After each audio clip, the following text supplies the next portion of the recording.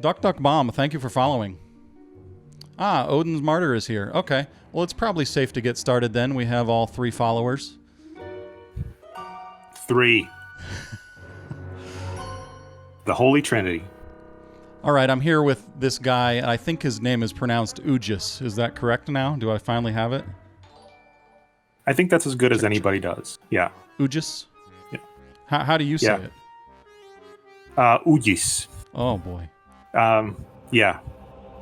It's like the G has like a check above it, and it's like a soft G because there's 2 G's in Latvian. Okay. So there's the G and the J, which there's no phonetic way to write it out really. Like it's a D or a DJ combination. Okay. I don't know. I've never gotten it right. I've never gotten Americans to say it right. Even my wife doesn't say it right. So, and she's known me for like 20 years. So now you say that you're not really Latvian. You're just pretending, right? No, I am actually Latvian. I'm actually from the country of Latvia. You're from the country of Latvia? How old were you when you came here? I was 11. So. Oh. Wow. Yeah. I know. I'm here to steal your jobs. You should build a wall. You're here to get free laptops. Have you gotten your free laptop? laptop Yeah, I guess. Yet? I've not. Nobody's offered me one. But if you know the link where I sign up for that, I would love one. Because mine is like 11 years old, so. Well, Odin's Martyr, thank you for the subscription for 3 months. That was very cool.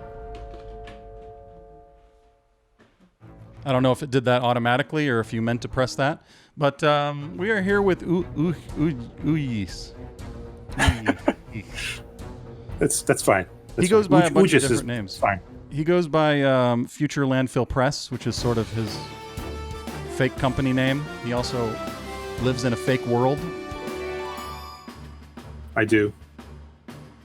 And he also sometimes I think he goes by a different name on each platform. Like every time there's a space to type in username, he uses that as an opportunity to be as creative as possible, to throw off anyone that's trying to track him and figure out what he's doing. Like sometimes I'll try to email him and I'm like, I don't know, I can't find him. I don't know what, I know that we've emailed many times. And then I remember, oh yeah, on here in email, he's this other name. That is correct. I always keeping you on your toes. If you really cared, you'd learn all the names. Yeah. Yeah. I wanted to ask you, okay, so you are more of a traditional artist, right? You do most of everything by hand, it seems. Yeah, I work mostly on paper, with like pens and stuff. And I do some stuff digitally, but I do very little digitally, and I usually use a mouse to do it.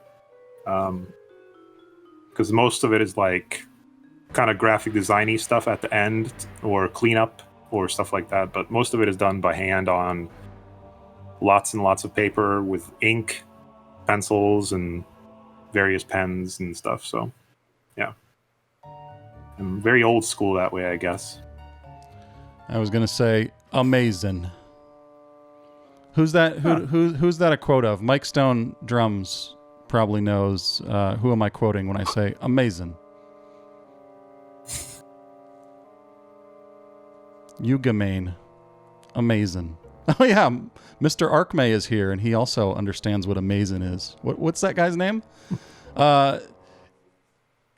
Ugis, do you ever watch... No, I'm forgetting this guy's name. David Pakman. That sounds familiar, but I don't know why it sounds familiar. He's what does he do? A YouTube/Twitch political commentary guy on the progressive side. And he always does I do. I have, yeah. He does these like debates with this right-wing black dude named Jesse Lee Peterson, who always says, he always says, I'm just a dumb, slow black man, and he always says, amazing. I do know. Yes, I've not seen them together. I've seen them separately, talking with other people. But yeah, Yeah. it's that's awesome. I'm gonna have to look that up because I love both of them. Both amazing people. Amazing. Amazing people. So let's see. All kids tend to learn to draw and doodle, right? When they're little kids, everybody at some point does drawing, but at some point it must cross over to where you realize, hey, I'm gonna keep doing this, because for me, I stopped drawing in maybe like 5th grade, and I don't know what happened. I think I got a skateboard or something, and then I just completely stopped. So what was that like for you? Right. That transition from being a little kid that draws things? Were you talented as a kid? Did people say, "Wow, you're really good"? Yeah, a little bit. So I think that for me, what happened was so my grandfather was an artist. So I got to see kind of like him be an artist. And actually in Latvia in general, it's like a thing where like art is just a profession. Like it's not thought of frivolously. Hmm. Like my mom went to art school. My dad was just very good at art. Like generally he would just pick up a pencil and could draw stuff. Or sculpt stuff or whatever if he wanted to. He never really did, but he could. It was weird. I don't know. And so that was always just an option. I didn't like think about it as like pursuing it, but I remember in like I think high school I probably noticed it more that I was actually getting like I was better than a lot of people. And I just enjoyed art classes more than other people. So like, when did you first start taking really art upset. classes? I mean, like official art classes, I guess is probably like, probably like college. I went to community college after high school, just because people were like, "You should go to college," and I was like, "Well, I can afford community college." So You but were I was drawing all actually that that was- time through high school, and you were really good, but you didn't really have art classes in high school. Is that what you said? I'm so No, distracted by we this did, beard but that's growing on this quarter. It's so. Oh, it's my hipster beard. Yeah. Yeah. No, there were art classes in high school, and I think I probably took all the ones that I could, and I enjoyed them. And those are the only ones that I got like good grades in. Like I got terrible grades and everything else. I barely passed. Like got out of high school with like a diploma. Yeah, me too. And I've always been scared that they're going to come and take it back somehow. I still have nightmares of that I still have to go back, that they figured out that something was wrong with my credits and I cheated or something happened. My nightmare is like getting my transcripts. Yeah. Like I've had to do that a couple of times, and like one time actually had to go back to my high school, like inside the building, and that was a nightmare because they have like. So I graduated in 2000. So I was in high school when Columbine happened.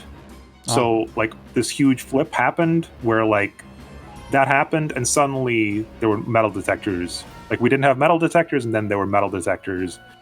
So it was like just the school went really like full aggro. But yeah, no. So yeah, most of my like actual like specific art classes, like art in high school is just like you just sit in a room and doodle. I mean, it's not like, like or play with clay. Okay, so were they teaching you techniques? I mean, when was the first time when you actually thought about I'm using a technique? It might have been in high school, like very late, like very last year, because I think they had our school went to a quarter system or like 4 classes per day, basically. And so one of those classes, which was like my first class, was an art class, and it was actually at a different building, which was in the art center in town. And so I got to not only like would I walk through like a gallery every morning, basically, which was cool, but then like the direction was more specific. We would like it was a sculpture class, so we did like sculpture stuff, and it was specifically like this is how you hand build, this is how you weld, this is how you do just random stuff like that, and so I got to dabble, I guess. So that was probably most of my like first time I'm like thinking about techniques specifically. Well, what about in drawing? That's probably after that. That's community college, because I took like life drawing, and I took like a watercolor class.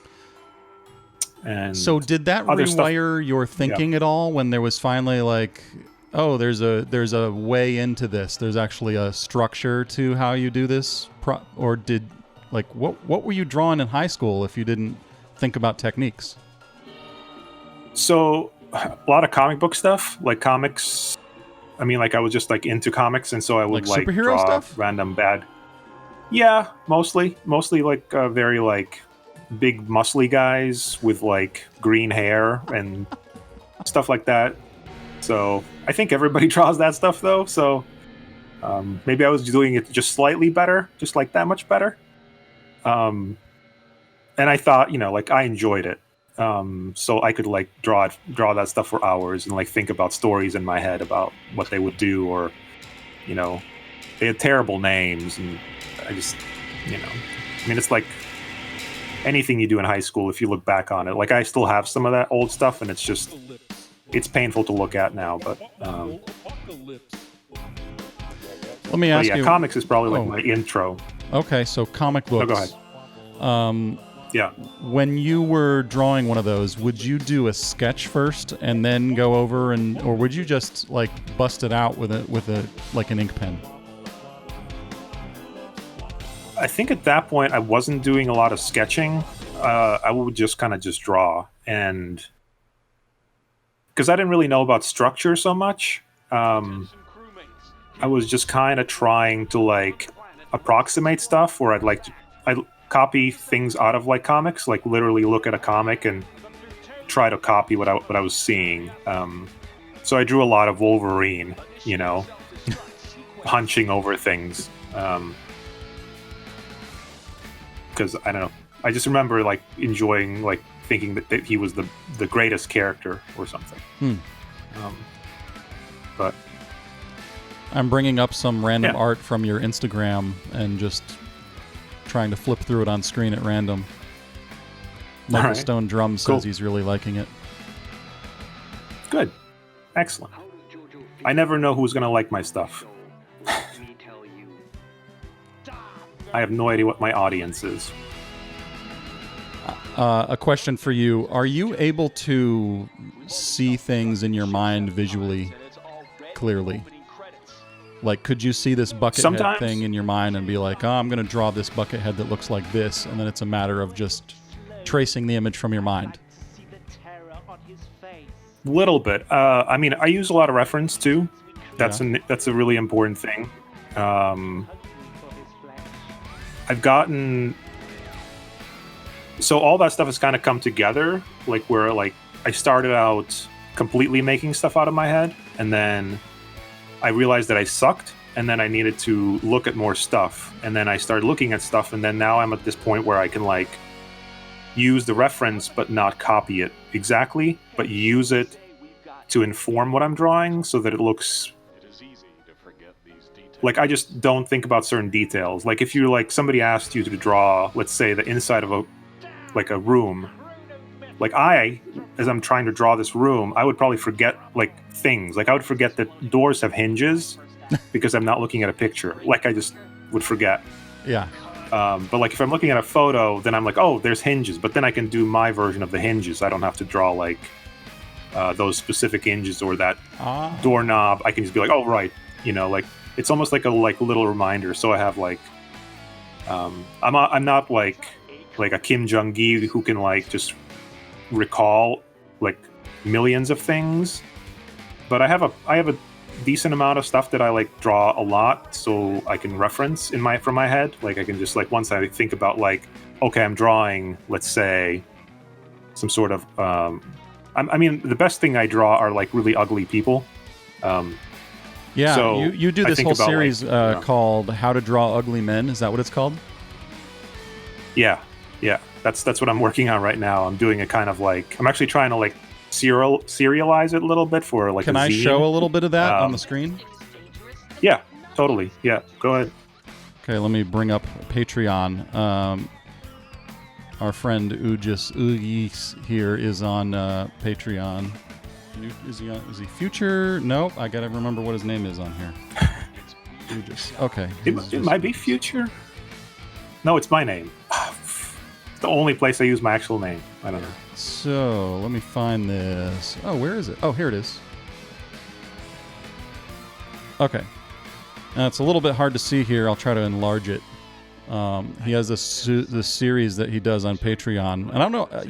It said somewhere that these might also get published somewhere else, like in a magazine. Yeah. So the first one is actually already the first because there's only 2 right now. But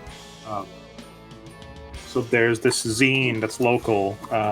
It's called Gordon, and it's actually a teacher of mine, a former teacher from SCAD, who's publishing them. But SCAD being Savannah College of Art and Design.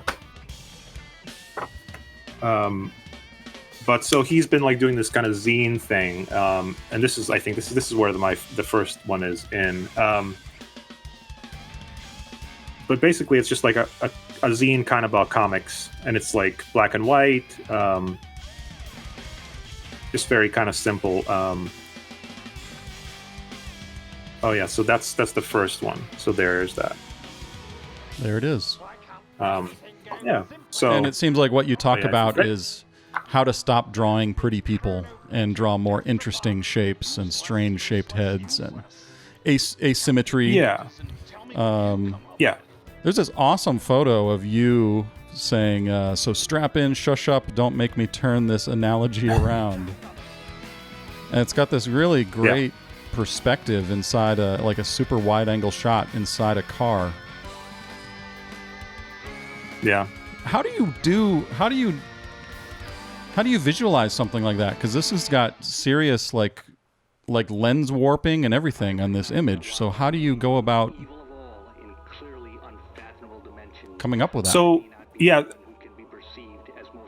I think for me, I've seen a lot of different versions of that inside the car view from like whether movies or whatever. But I think I specifically in my head was thinking about a guy named Robert Valley, who is an animator, but he's done like comics too. He worked on like Eon Flux back in the day, and what was his name? Something else, but Robert Valley. He's done some like really interesting cartoons that are very like he stretches the characters out and like does these crazy like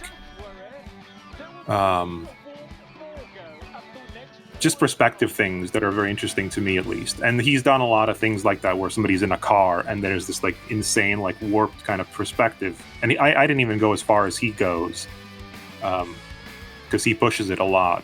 It always looks kind of like you're like in this fishbowl. Yeah, I don't know. I just there's certain things like, you know, I've been in a car enough times where I can just kind of visualize most of it. And then if I don't think of something, then I'll maybe get reference. For this, I didn't have to, but I wasn't being particularly specific because I mean, was like, see how it was mostly the shapes. Like these are so warped that the planes of the seats are even facing in different directions. Yeah. That's really cool. And not like and it's not necessarily correct. Like there's like if you actually like draw like a grid out, you probably would be like, oh, that's not quite right. Like there's things that don't quite they're not quite on the grid. Yeah. But it was mostly like I just wanted that feeling of it. So and it was like mostly also about getting it done. And that's like all often the key is like if it's good enough and gets the idea across, I'll go with it. So now, if you were to sit down and be in a room with all your tools and somebody says, I want you to execute this thing and we're going to time you, how much time did you actually have to put into that shot from conceiving it to having all that ink? So part of it was fast. The first part was very fast, I think. Like, I did it in parts too. Like, I cheated kind of. Um, it's difficult because like there's things that like as I'm drawing, like I visualize part of it, but then I didn't visualize the whole thing. So I was like, I drew the inside of the car, and then I drew like the people outside getting like hit by the car.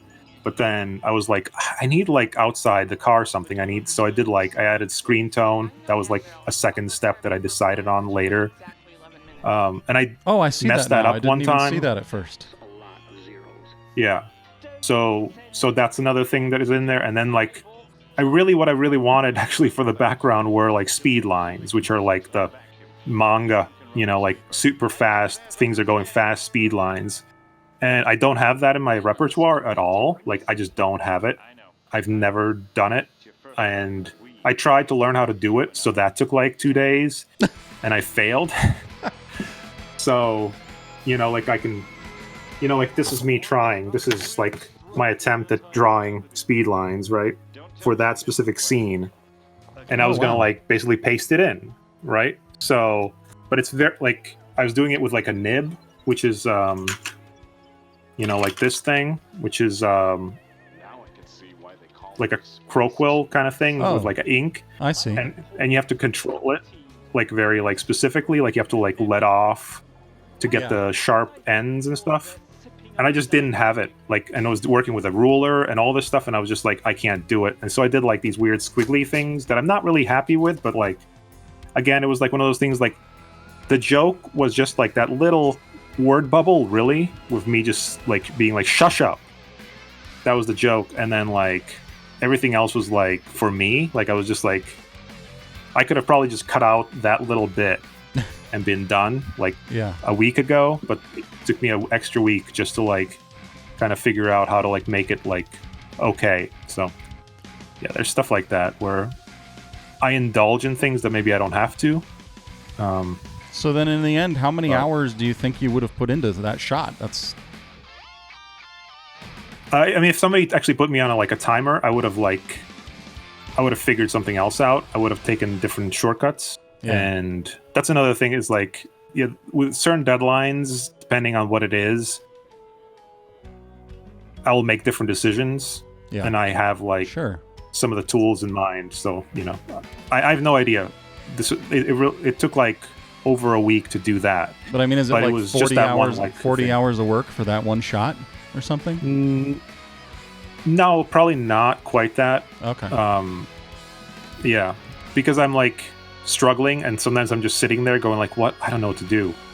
Or like I'm watching, or like I watched like videos of people doing speed lines to be like, how do you even do this? Yeah. So, and that's always dangerous if you start watching videos, So do you feel that even with your amount of skill, if I may praise you, do you still feel that it's still a struggle all the time? Oh yeah. Oh, absolutely. Yeah. Oh, it's always a struggle. Like there are those sweet spots, those sweet moments where something really like I know it really well, and then I can like, and I'm visualizing it very well, and then I can just like kind of go. Or like it's weird. There are days where like a tool will work better for me, or my hand is more steady, or I just feel more confident, and I'll just do better. Like, and I don't know exactly why that is. There's that variable always. But there are days where I just like, I literally sit at my table and I'm just like, I can't even put my pencil to my paper. Like, I'm just like, I don't know where to start. Like, I'm looking at like, and that's why like a weird thing that I started doing to like try to help myself was like, at the end of the day, instead of like, I'll start something new. So that the next day I have something instead of nothing. Like I'll have at least a sketch on the paper so that even if it's completely wrong and first thing I do is erase it, I still have something there to be like, oh, okay, well, this is completely wrong. But then tomorrow I can see something in it that's better, so. Yeah. So I'm basically playing a bunch of tricks on myself. In some ways, it's relieving to hear you say this. But in the end, the results are so incredible of everything that you put out is just like, holy crap, this is so good. And it's good to hear that someone else is struggling with this stuff, even at such a high level. So Yeah, please I continue don't to know how you struggle so wouldn't that I will struggle. continue to feel better. So I what were you saying? promise. No, I just, I think that's like one of the things that happens is like, I would also think that I would watch people that inspire me greatly, and I would like think, oh my, how did they do this? Like, this is amazing. And then I would try to do it and I can't do it or whatever. But then I listen to like an interview with them and I hear them talk about it, and you start hearing through, like, even if they don't say it straight out, they kind of talk about the struggle of it. And you kind of start hearing it, oh, right, they're also human. They also struggle with this. It's also like, no matter how high level you are, it becomes like, it's such a, everybody's like kind of playing tricks on themselves and have all kinds of weird like mantras they believe, or like, they lie to themselves a little bit to keep like their confidence up, all kinds of stuff. It's really weird, but it's kind of like you're like I'm pretending I have faith, basically, in a weird way. Like I'm like, oh, I believe in this. I can draw today. I believe this. Yeah.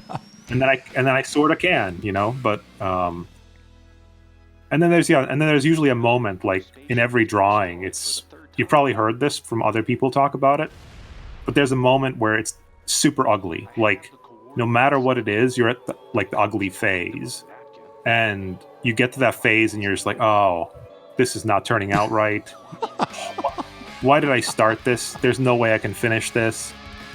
And that happens a lot. Like that's like, it's very rarely that it's a smooth, like straight line to like success, and you're like happy and everything. Everybody's like, oh, this is amazing, and you get all the likes on the gram and all this.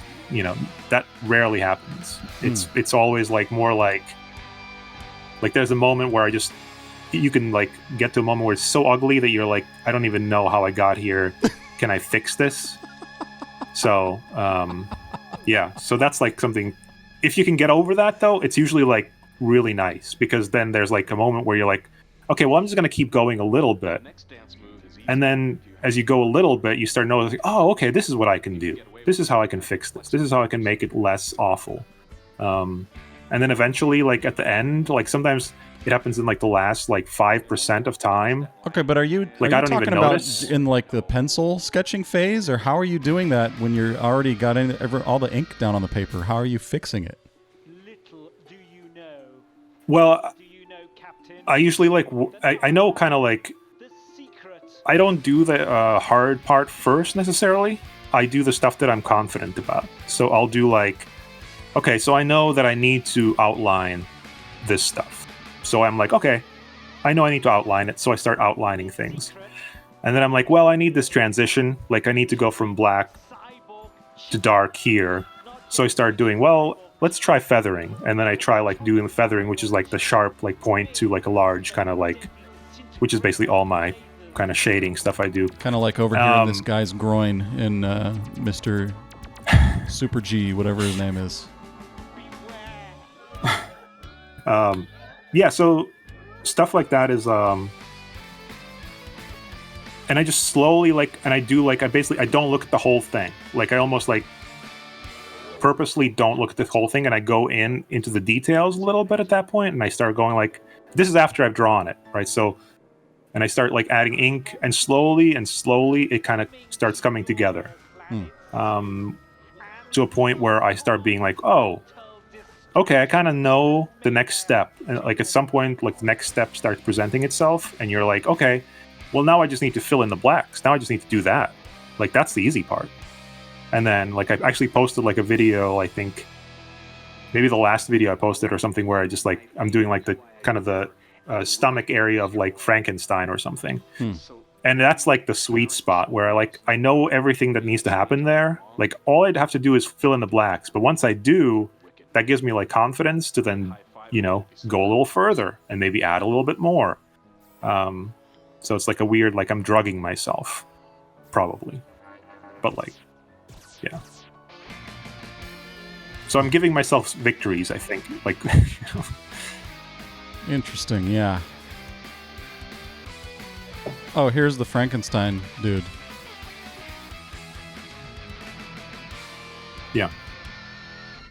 Sir, sensors indicate an object in orbit around the planetoid.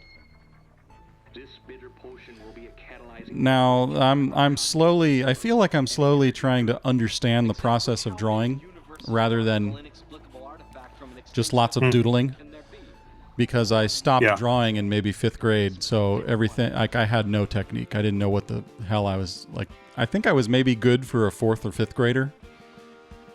And then I saw people in high school drawing who took art classes and stuff like that. And I was just like, oh man, this is really good stuff. And I can't draw. And so I'm slowly trying to make myself believe that I actually can draw. And I figure if other people can draw, there's just got to be a series of steps that I have to go through to be able to develop the skill. Like one little thing at a time. Yeah. Do you view it like that? Or do you see it as some people can draw and some can't? I mean, I also remember that moment, seeing, like, I remember, like, in middle school, seeing people that could really draw, like, then, and then being like, wow, this is amazing. Like, it looks just like a comic. And getting discouraged. But I guess I didn't really, like, it didn't stop me. I was just kind of like, okay, well, they can draw that, but, like, you know, it was like, it's like a weird, like, I think there's leaps you make where I think if, like, you had stuck with it maybe in high school, you would have, like, gotten at least those, like, the basic vocabulary of, like, how does it work, like, what are the steps, or how do I figure out what my problem is. Yeah, to me it was always a mystery. I didn't understand how they got to suddenly drawing shit that looked like Jim Lee or something, and I'm just like, how did you? I don't understand how. There is no connection between what I'm doing and what they're doing. It's got to be magic, or talent or something. Yeah. Right. So I think there's some of that, like a little bit. Yeah. I think there's some of that. I think there's some, like, aptitude that you probably have on certain things, but it's like, if you're interested in it, you kind of stick with it. I feel like there's, like, a moment where, like, if it's not rewarding enough and you don't get, like, that, you know, whatever dopamine hit, you know, you don't get that moment where you're like, oh yeah, this is cool, then it's harder to keep going. And I can see why lots of people give up. I mean, I gave up too, actually, like, because I went to high school, and then I gave up after community college. So I went to community college, and I really didn't, like, I took art classes there, but I was like, I didn't know why I was doing it, like why I was doing art, and I gave up. I stopped drawing for like 7 years. What? Almost completely. Because I just didn't know what to do with it. I was like, I don't know what to do with it. And then it took me a long time to get back to it, because it was very, like, I was so terrible at it. But yeah, there's a point where I think you do kind of learn step by step. Like, you learn almost like, oh, like, you know, I remember as a kid drawing, like, just arms for, like, days. You know, like, for days I would just draw, like, little hands from, like, comic books. Like, I just look at a comic book and be like, how does this hand look? And I just draw, like, and so I had pages and pages of, like, a sketchbook full of just hands or just feet. And then slowly start putting it together. And it was still terrible in high school. I was just, you know, like, so. I would very much and like even to now, see like, that sometimes. Yeah, maybe I'll post it on, like, Patreon or something. I'll find them and, like, scan them in. Fun. But, like, it would be encouraging too if you were not the amazing artist that you are now. It would be cool to see, like, wow, it's possible. Yeah, for sure. And actually, that's, like, and I'm always also looking for that. Like, I'm looking for where people started. Like, one of my favorite examples is, like, finding comic book artists that I know, that I fell in love with at a certain point, but then, like, tracking down what they started doing. And it's very interesting. Like there's people like Jay Lee, for example, who I think he started out, like, his first, like, published work was maybe, like, Image or something. But his style was completely, like, radically different from what it was when I found him, which was, he was starting to, like, he was using reference at that point. He was doing all this other stuff. Or another guy who's actually now working in movies called Guy Davis, who started out, actually. It looked like a chair to me. It looked like a chair to you, or you would have stopped me from sitting. But so Guy Davis did. He worked on like BPRD with like and other things like big books, and then now he's designing like for movies. Like he designs like stuff for movies. Like I think he worked on like Pacific concept Rim or art something like that. Yeah, like concept stuff, but like early like stuff. I don't think he does like those finished like glorious paintings. He does more like actually like designing what an object will look like or like a vehicle will look like. But he started out in comics, and like I found this, which is like terrible. It's like I don't even know. It's so like it's like a bad manga. Like it's just it's messy and it's kind of terrible, and and then he went on to do Hellboy, Batman, BPRD, Mouse Guard, like back, and he did a really awesome comic called The Maquis, which is really really good. But yeah, this is from '87, so it took him like 15 years to go from that to go to something that was like really good. Like he was, and he was like, but he just kept at it. It was like one of those things, and that kind of stuff really gives me confidence, because I also like, I'll look at my stuff and I'll just be like, this is not coming together, But then like, I can look back at some of my old stuff and be like, oh wait, there is hope. I mean, I have definitely gotten better. So, and I can forget that sometimes. So, Dead Winston over here says Twitch is really hard. What are you talking about, Dead Winston? What's really hard? Oh, says you. I couldn't figure out how to chat, then realized I wasn't signed in, then had to get an email verification code. Then it reloaded me off the live stream and started playing from the start. Got it. Yeah. Sorry about that, Dead Winston. Are you? Is this one of your friends? That is one of my friends. Yeah. Okay. Yeah, I tricked him. I tricked him into coming. And Duck Duck Bomb says, "Sorry, Granddad." I think we've got some conflict happening in here. Oh, drama.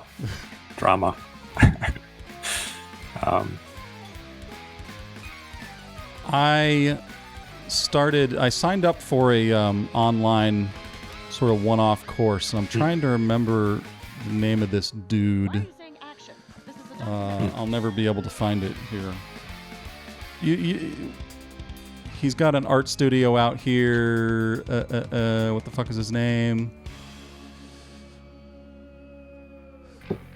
Forgetting it. He sells an online course though through something called Drawing America. Does that sound familiar or anything?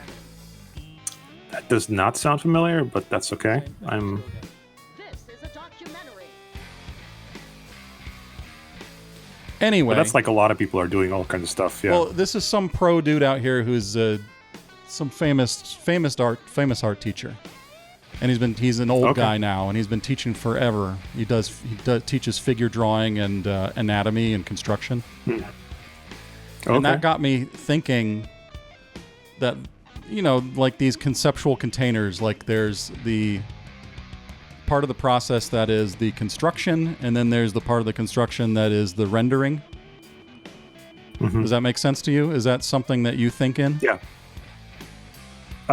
Yeah. I mean, I mostly live in basically not outlines, but I mostly live because it's ink and I want to be done faster than not. I don't do tons of rendering. Rendering is for me is basically once you have the structure down, once you know where everything kind of goes, you can then kind of shape it and you can give it volume. So that's when I start shading, if I go into the grays. So or that's start what doing rendering is that, to you.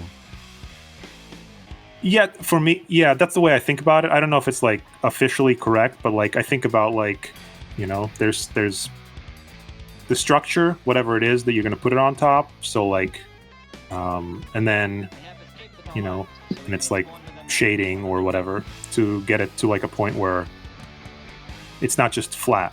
But that's like I said, it's not. I don't know if that's vernacular correct or whatever. Will Weston. That's the name. Will Weston. Oh yeah, I love that guy. He's great. He's excellent. He's super good. Yeah, yeah. I want to take some of his classes if I can ever do that. I need to. He's so good.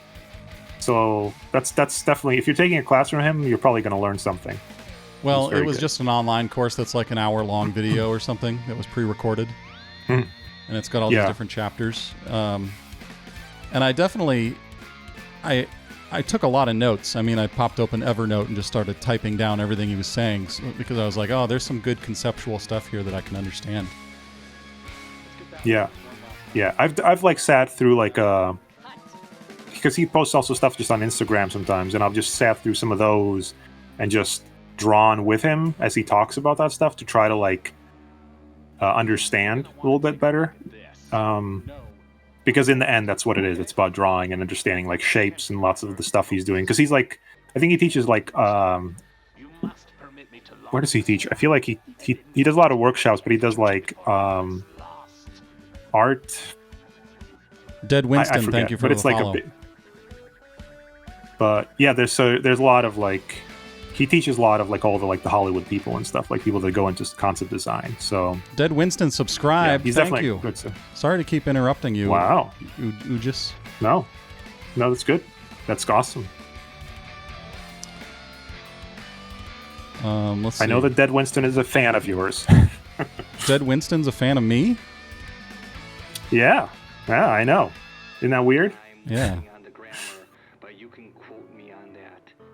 We all want to learn how to sell everything. I was, I think about that record and I'm like, that is such a weird, like I guess I wouldn't make it the same way that I did back then. And something that's plaguing me lately is that was really the last hit that I had in anything that I've done. The Conundrum movie with Morgan Ogren has done all right, and people keep buying it regularly. But I never hear a damn thing about it. Like, I never hear anybody talk about it or say, hey, you made that documentary. But that How to Sell thing just comes up constantly still in conversation or random people buying it and asking about it. And I'm pretty bummed out lately that it's been like 15 years since I've had any kind of hit like that where I feel like something has reached people in any way or been significant to the world. Well, you need to do a follow-up. You need to do a sequel. Hollywood is full of sequels. or a Hollywood remake. A prequel. A reboot. A soft reboot. Just a reboot with that completely gets it wrong. That would be perfect too. Yeah. Like redo some of the songs on there, just completely not. It's just everybody will hate it. Like, oh, he's totally sold out, but he didn't sell out because nobody likes it. So. Right. Yeah. So I don't know. I liked your book too. I liked the book. That was good. The self-help book kind of thing. The creative genius thing. Yeah. Like I remember reading that and being like very like, this is hitting me in spots I didn't know I had. You know? So it made you feel good? Yeah. I mean, at times, and then I remember, and then nothing changed. Bad. Like, yeah. I think it's all self-help books, though. So it's actually a very good.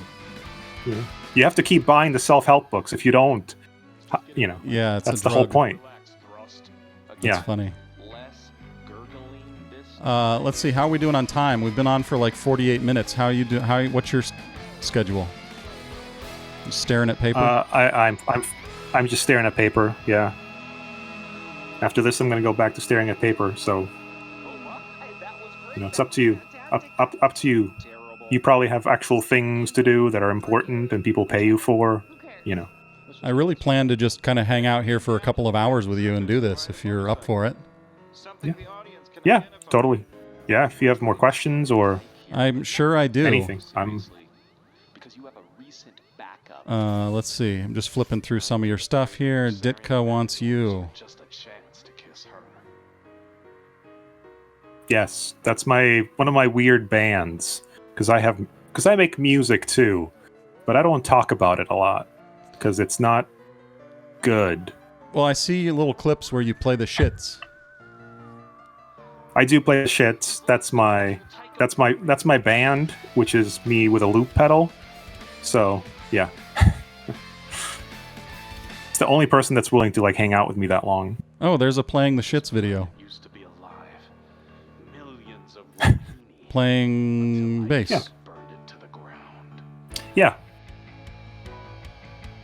I can play things badly, almost any stringed instrument, except piano. I can't play piano, but Boo Lives Matter. yeah, that was controversial. I had to turn off the comments for that one. Oh, yeah? Yeah, Why was that yeah, people got very Because you were making light of a situation? yes. You should never make light of any situation. I thought it was pretty clear that it was just a joke, but nothing is ever clear.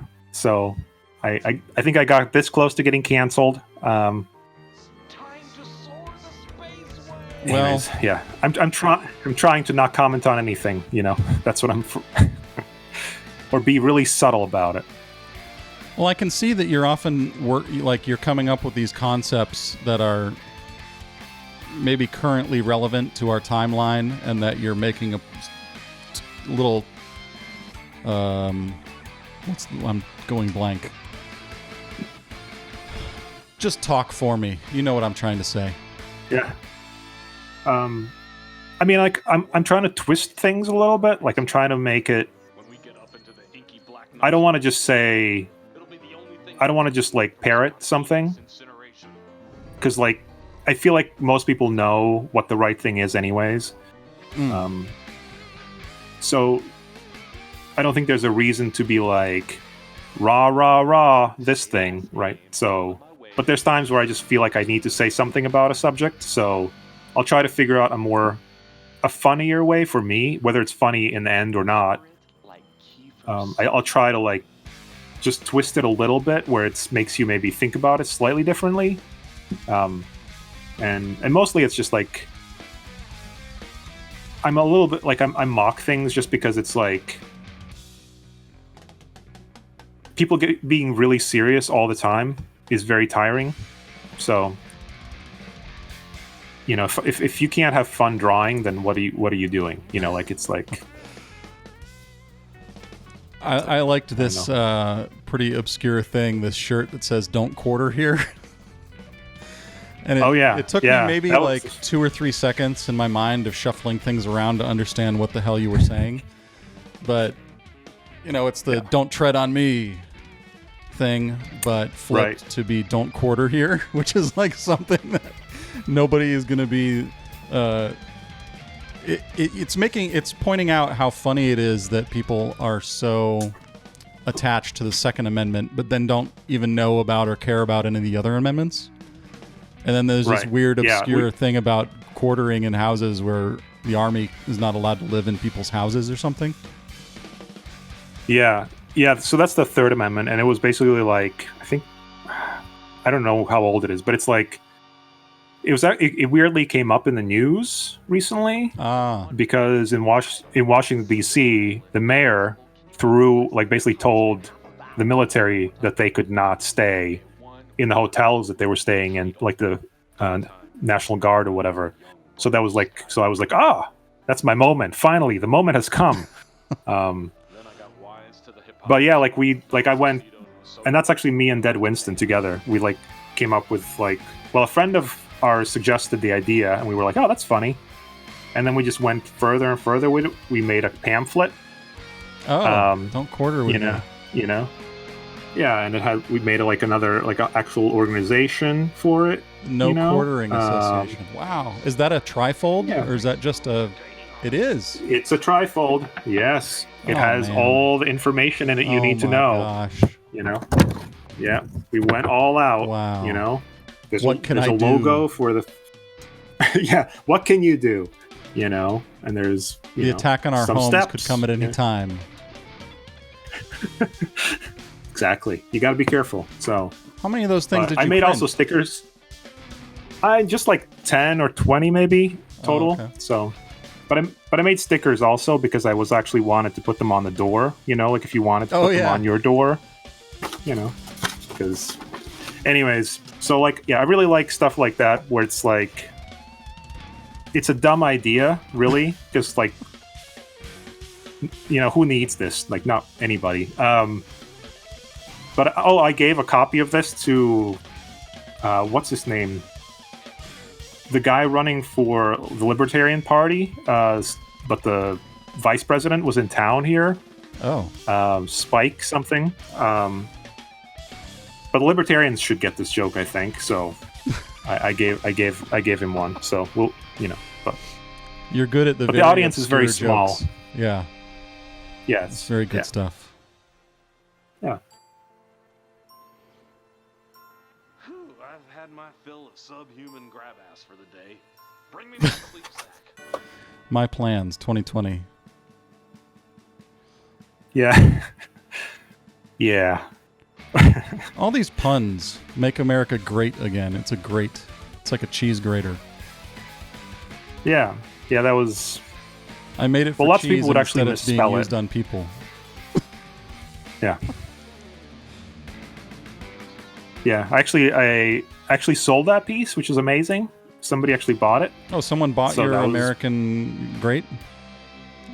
Yeah. Yeah. So that was really amazing. Oh, I see. It's That was framed great. and everything. Yeah, yeah. It was like a piece. Wow. I actually put it up in a show. Yeah. And that's like accurate down there. You actually have the Florida Keys on the end of Florida. Yo, man, the producer says we need Yeah. Yeah. Yeah, that was very hard to cut out of tin. So, but, you got to go all the way for a bad joke. So Yes. I almost did I was thinking about doing like Hawaii, and then I stopped. I was like, no.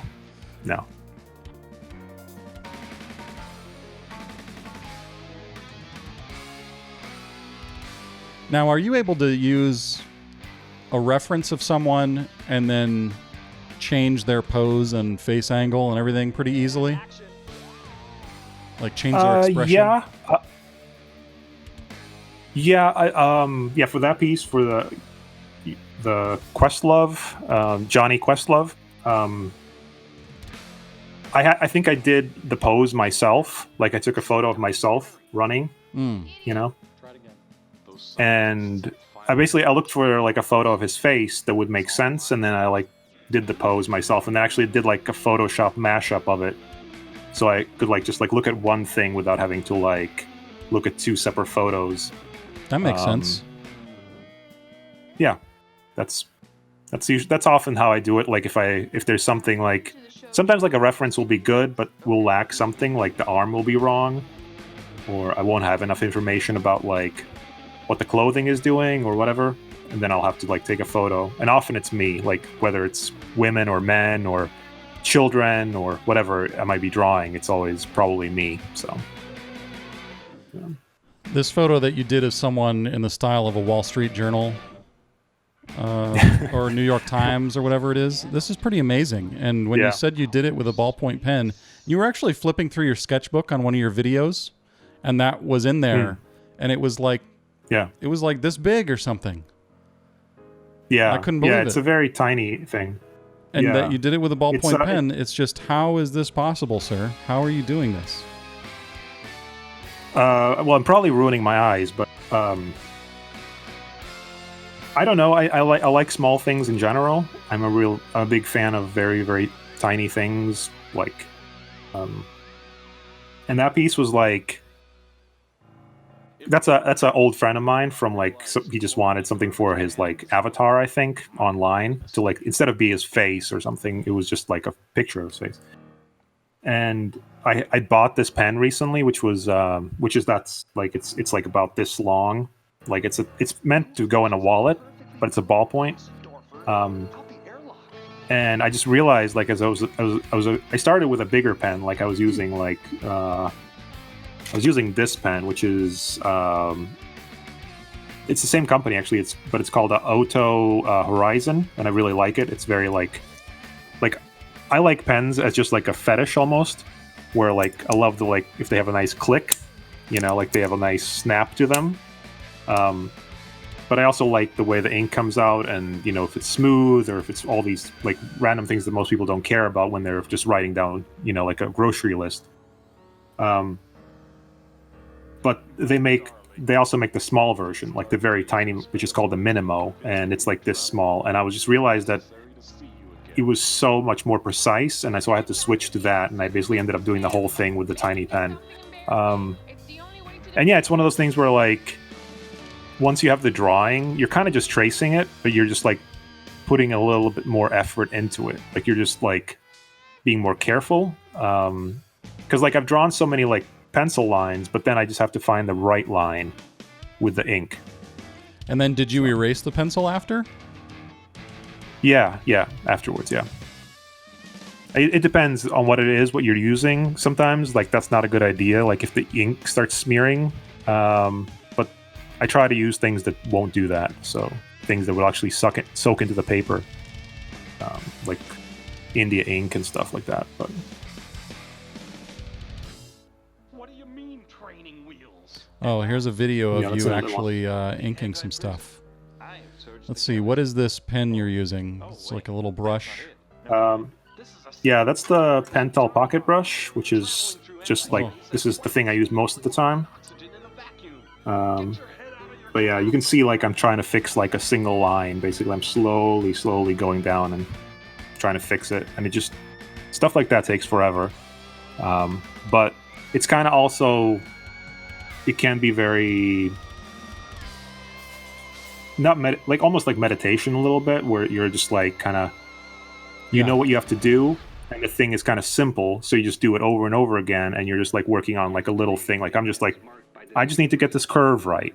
And then I'm just Yeah. slowly building it.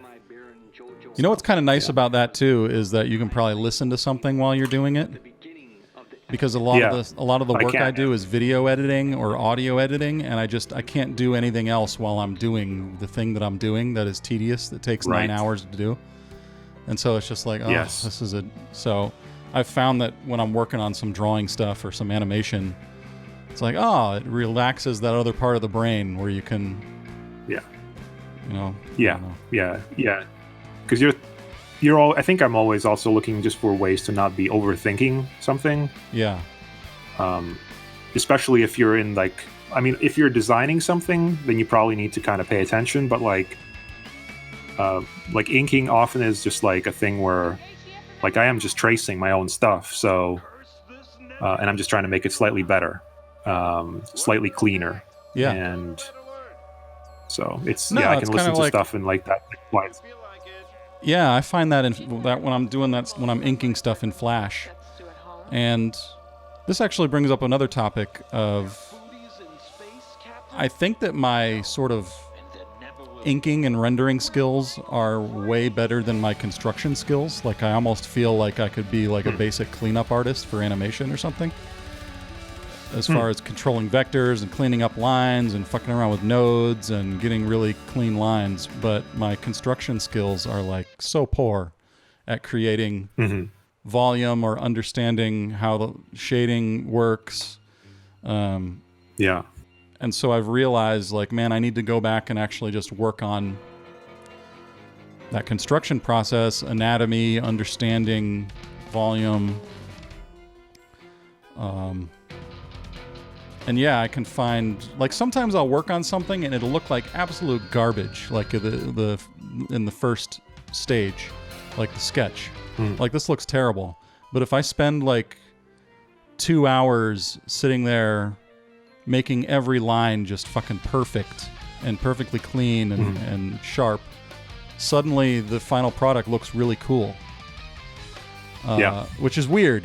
Like, that feels like backwards. Because I would think that, well, you need to get the construction down first, but a lot of times it's almost like cheating. And then I wonder how many artists are out there who are just relying on that sort of inking, rendering perfectly type thing to give the impression that this is, like, what do you think about that? I mean, probably some. Yeah. I mean, lots of artists also now work digitally, Yeah. and I think that probably has helped them in some ways where if I mess up, I have to go back in with like white, you know, like I have to like fix it. And then when I scan it, I have to like, you know, bump up like all the like just like Like the levels and everything? it becomes, yeah, I just have to mess with that stuff to get it decent. And so I almost weirdly, I have like a little bit more, I think, on the line. Like I feel like I'm like, I have to be more careful. So I think I'm probably slower also because of that. But I think, I mean, there's got to be examples of that kind of stuff where, because I definitely see lots of people that like, and this is like, again, my reference point is comics. So there are comic artists that ink their own art, and there are comic artists that let somebody else ink their stuff.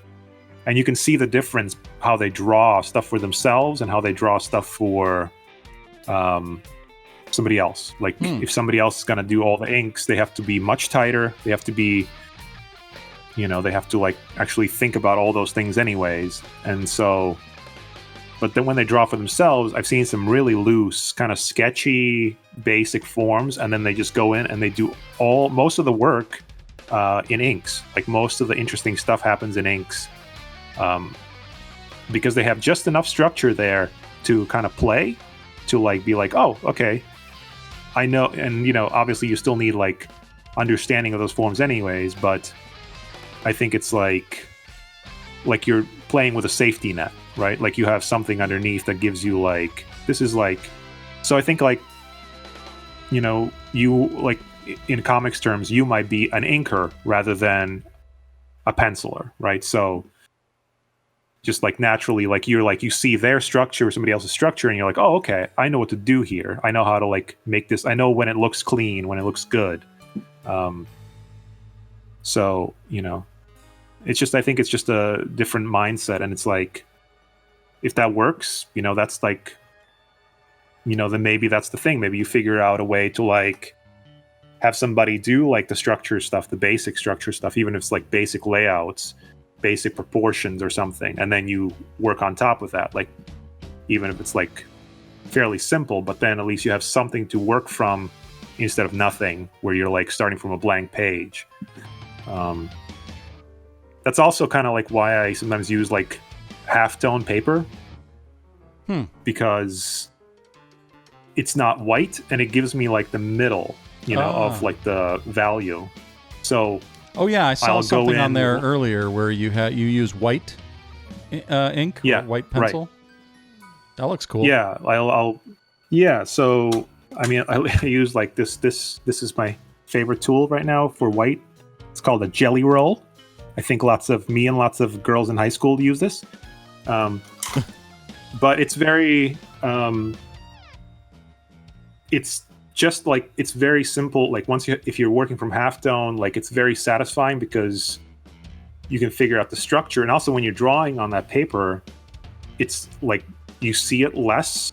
So the pencil isn't as like overwhelming, but then you go in with inks and that like, so it's almost like you're like being more careful in a weird way. And then the whites just give you the highlights, or that's what I usually do. I'll just go in for the highlights.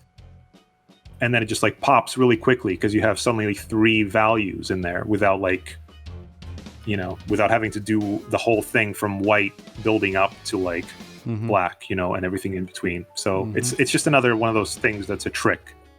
That's why like you see lots of like concept people. Also, they work from a gray. Like they'll start with like a gray, like a surface, and then they'll start like putting in like darks, which are closer to them, which is like the simple way of thinking about it. And what do you mean darks that are closer like to them? So basically, like the simple way to create distance and space is just basically like everything that's closer to you is going to be more sharp, dark. And then everything further away, because we're talking about like atmospheric perspective, which is basically like air literally between you and the object. Yeah. So things get lighter. And so that's the simple way, like you like 3 layers, basically like, you know, foreground, midground, and background. And that's like, you know, so that's why you see lots of like sketches for like concept stuff that look like that. They're usually like just gray, with black and gray and then white. But yeah, so there's all kinds of weird like little tricks to try to get you over the first hump of like having something on the paper. That's why I also like people that design characters, for example, will start with a silhouette sometimes, right? Like they'll just draw a silhouette and then figure out what goes inside the silhouette to like and I kind of did that a little bit when I did like some like I just put down watercolor and then I was like, I don't know, I feel like I'm putting a face in here and I just kind of made up a face that went inside that shape, right? So so there's just different ways that people get themselves to start designing within like some parameters so that you're not starting from completely nothing. And the first part is maybe kind of like out of your control a little bit. So yeah, I don't know. There's just different, tricks, I guess. It's something that happens with writing as well. When you're writing a screenplay, like, especially with the method that I use where I try to plan out the scenes as much as possible and get the story and the backbone and the scaffolding in place. And then I go through and, starting with general and getting more and more specific and more detailed. But a lot of times if I know what the scene is supposed to do, and I know that character A is supposed to say something like this and character B is supposed to say something like this, and then they do this. I just type out the horrible version of it. Just whatever crappy dialogue there is, and literally say, the person jumps out the window or whatever, and just done. Like, all right, I got it there. Now I can start messing with that and improving it. Right. So it sounds like you're doing a similar that's type like of thing.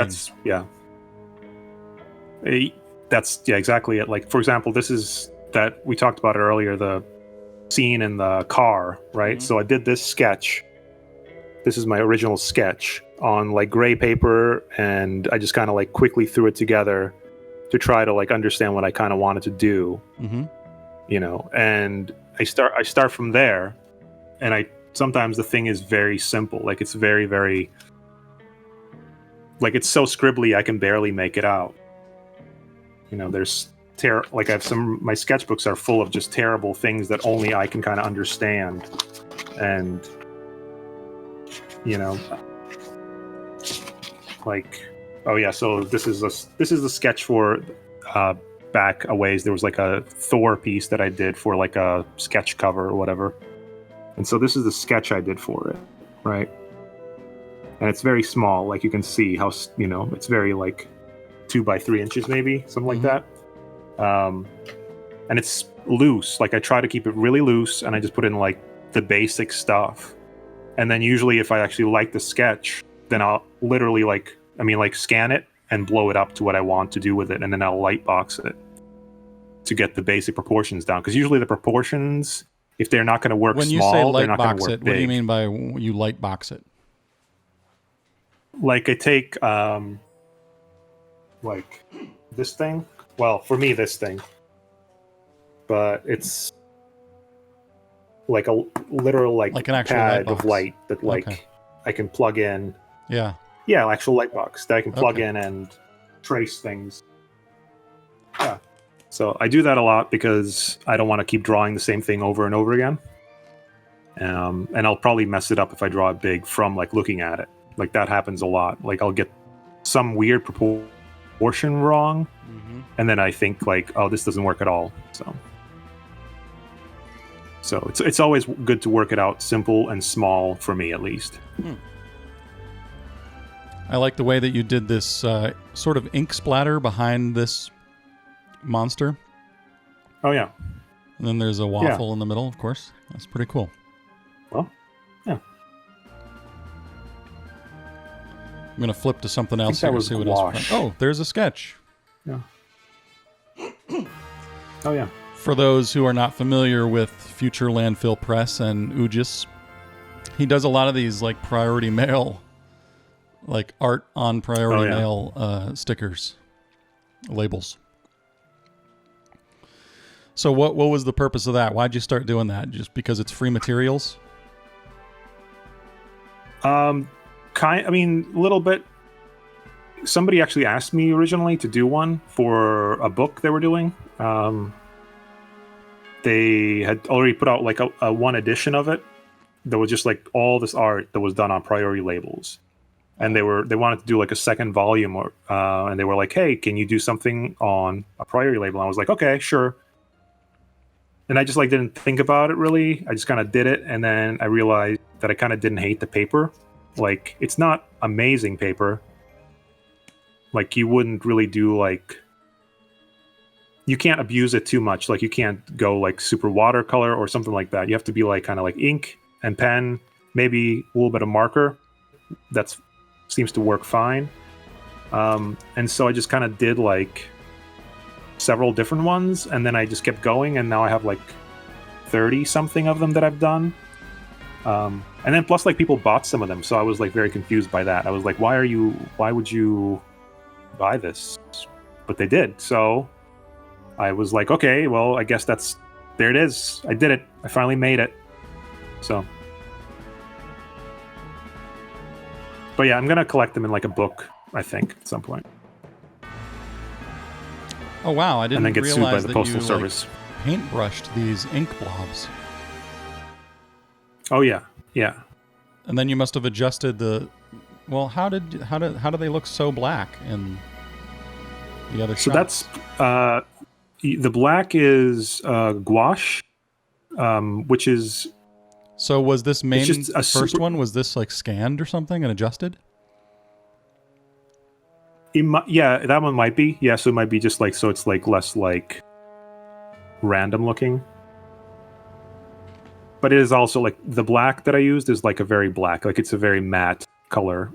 Gouache in general is very matte, so it doesn't reflect light very well, which is really good for scanning actually. So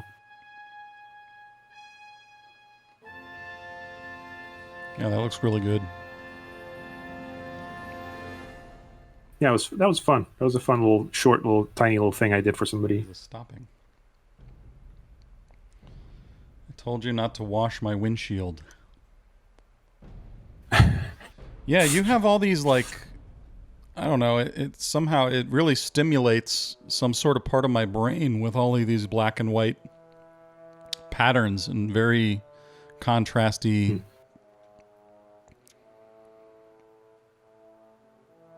I don't know how to describe it. It's just very, I don't know, visually stimulating to see all of this stuff. Kind of reminds Good. me of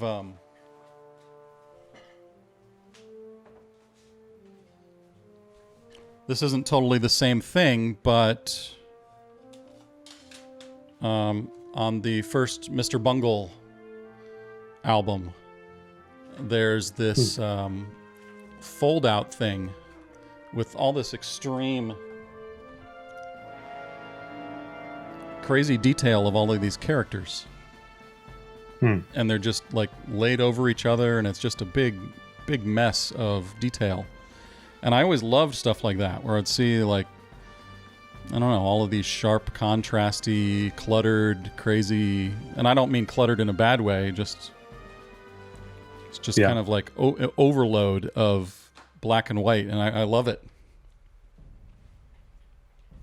Yeah. Yeah, I love stuff like that. I'm a big fan of what's his name? There's a guy named, I think, Bill Bliss. He's another concept guy now, and he did like some magic cards back in the day, and he did like a comic for 2000 AD about a clown that was very creepy. But he does concept stuff, like he's done stuff for like The Dark Knight and like the Harry Potter movies and all this other stuff. But he does his own kind of sketches too that are like these weird, just like masses and masses of people in like this, not like an orgy, but it feels like that kind of like cluttered collection of like weird looking people just kind of like on top of each other, weird positions, and like, so I definitely love that kind of stuff. It's very like inspiring to just see like it, because it feels like a doodle, but it's so well developed that I really enjoy that kind of stuff.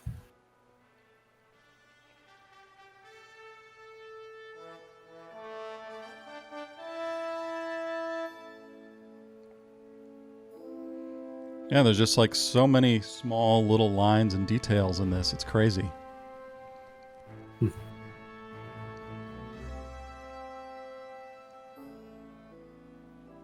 Yeah, and some of that is like just time. Like it just takes a lot of time to just like, as you keep, like I said, as you keep going, you start noticing places you can add more and you can do more, and you're like and sometimes like there's a point where you get like confidence, like and once you get confidence, you can like be like, oh, I'll keep going on this. I can make this better. I can do this a little bit here, and that kind of stuff is always fun. I love getting to that spot where I actually like enjoy the process, and then it's like, the like I said, like the last 5% of the piece is usually where it's like great, because you're just like, anything I do here is bonus. Anything that happens here, like I've done enough, and then now I can do a little bit more just to make it like fun for me. Yeah, so that's always fun.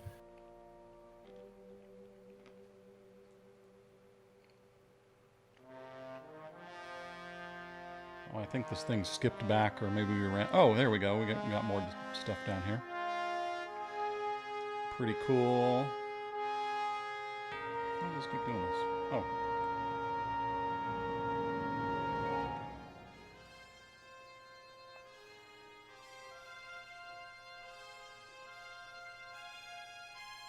This is a pretty fun one. So what's this about? Well, that's kind of one of those that's just like, I probably started thinking about like just drawing some sort of weird, like I probably had like, I think my idea was originally just to draw like a dude with a hat, with a gun, just like being weird. Huh. And then I just like started thinking about what else could be there, what else could fit that kind of like world or feeling, and then I just doodled. It was basically like a doodle that turned into like a finished thing. I mean, finished as in like on a priority label finished, but like. So you doodled this on a different piece of paper and then eventually transferred it over here? No, for the priority labels, I usually just work right on it. I just start on it because, if I mess up, I just throw it away. It doesn't matter. Like, it's not a big deal. So like the pressure is off, and so I usually do better, weirdly enough. This is like a old sci-fi painting or something. Like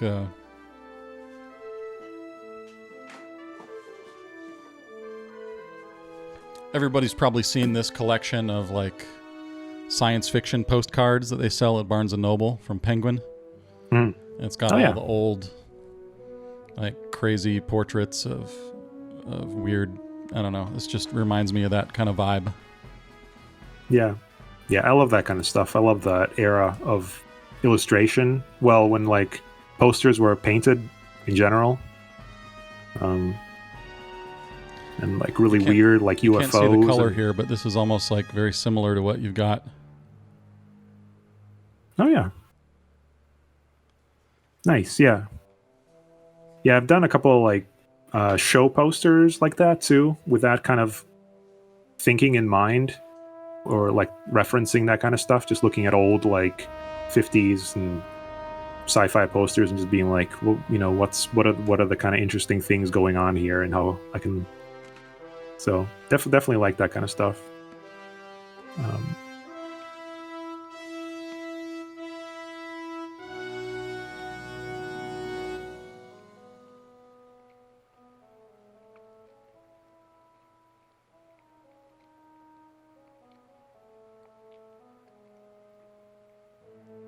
Man, this is another really cool one. Oh yeah. Darn it. Yeah, that's my Nietzsche mouse. Nietzsche mouse. What's that about? Well, it's me referencing Nietzsche, but with an M. So Nietzsche mouse, but it's also like Mickey Mouse, obviously, but just. Yeah, I had this like weird concept idea that I had in my mind that I want. I still don't know what to do with it exactly, but I started thinking about, I don't know, I feel maybe like something about Disney was in the news or something, because they're always doing something. But I had this idea about like people that like are in costumes. They're underneath the costumes. There actually are like these monsters. That's an interesting idea. And like I wanted. Yeah, so I wanted to kind of do like so a he little pulls story the that was mask like off that. and Where it was this thing is under there. yeah, yeah. He's like because he's been just like tortured to have to live there and like work there for his whole life. You know, he's That's slowly really, that's a good idea. decayed. Yeah. So I did like I have a version of like Donald too. That's like he's missing an eye and stuff. You know, like I don't know. There's just so. I don't know what to do with it, but I just kind of like started like drawing this and was like started thinking about the idea in my head. So maybe someday it will be something, or maybe it'll just be a bunch of drawings of this one character. I don't know.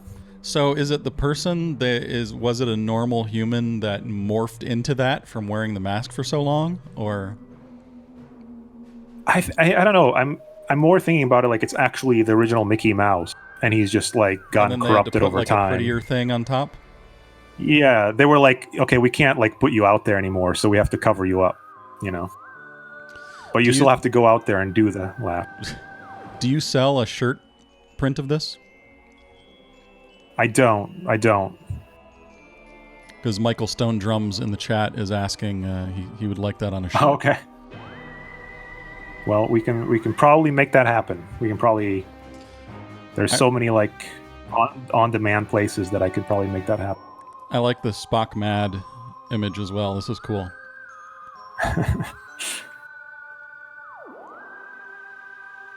Yeah, I don't know. It's lots of like it's easy to do like a simple idea like that on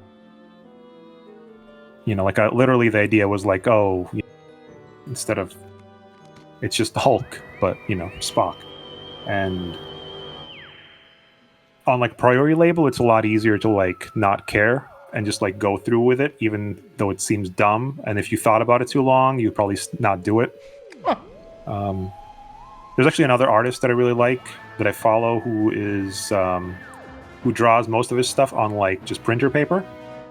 Yeah. And I think it has something to do with like that lack of preciousness. Like you don't feel so precious about it, so you're willing to take more chances. So I'm always kind of looking for that too. Like I'm just like, I think another artist, Ashley Wood in Australia, who does like lots of painted stuff. He will paint things on like cardboard, and you're like, oh, this is terrible. This will degrade in years. What are you doing? But like, it doesn't matter because he scans it, puts it in a book, sells the book, and it's like he's off to the bank. So.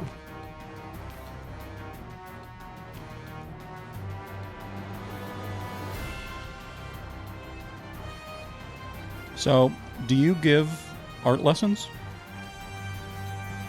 No, not really. I mean, I've never thought about it. I think I literally like you asking me that one time was like I was like, okay, I'll. Yeah, you've given me like I'll a help. couple of one-off lessons that have really been like, oh, now I get. Okay, that totally like definitely helped me. In just a quick, you sent me like an email with some step-by-step, and it taught me a concept, and I'm like, oh, I can totally use this. This totally helps. Well, that's good. Yeah, I don't think about like teaching very much, but like, other than like the how to draw ugly men thing, which I'm kind of I guess doing that there, even though I'm being funny, I am actually putting in stuff in there that's like hopefully useful. If like you're looking for it, I think you can read it as like, oh, this is just silly, and then you can also be like, wait, this actually makes sense. I could use this. So, and I think I like the idea of that kind of because I get to like think about more what I want to say instead of just off the cuff saying it. Like I don't know if I'm so good straight up being like improvising, like that's not my thing. Like I'm more like I have like I have that dirt like you said, like that rough draft idea that's terrible, and then I rewrite it, and then I have somebody read it, and then I'm like, okay, all right, this is okay. It's still me, but it's like less awful, and that's always the goal I'm going for, is less awful, or least worst, or whatever my version of that is. So We've got Sonk the Hedgehonk. yep, that's a character my friend came up with. He was doing Sonktober, you know, because there's every month has like a prompt or whatever. So he did Sonktober, and so I just really like his character, which is just like this burly man in like a Sonic costume. And I don't know, I just thought it was funny, and so I did my version of it. Yeah. Sonk the Hedgehonk. Yeah, it just rolls off the tongue. But yeah, he's very small too. He's like this big, so yeah. Oh, okay, yeah. Yeah. Wow, look at that. Martha, Martha, Martha. Yeah, I have a lot of fun with Batman. I don't know why, but it's just funny to me. This is another one of those where you did a medium tone paper. Yeah. Yeah, that was.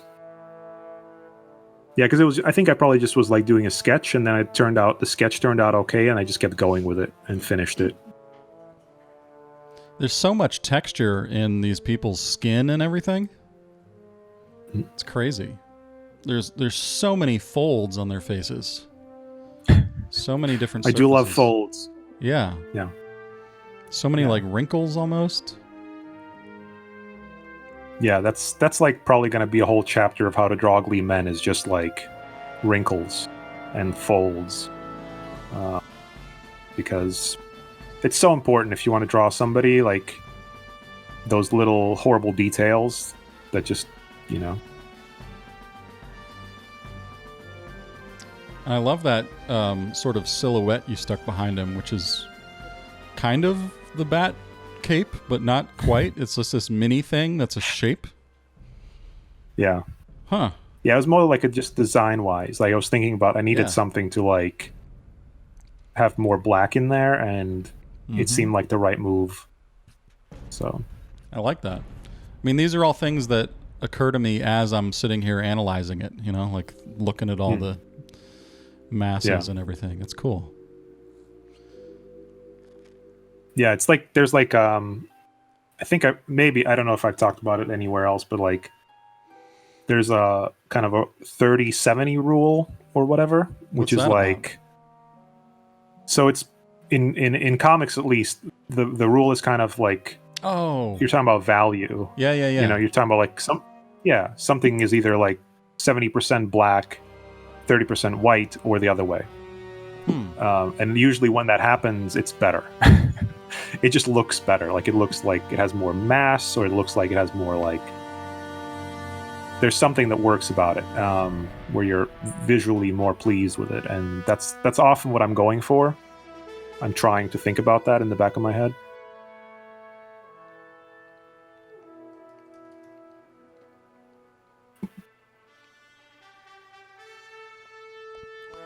There was something that Will Weston said in his drawing class that I didn't totally understand. But he said, I want to ask you this. Okay.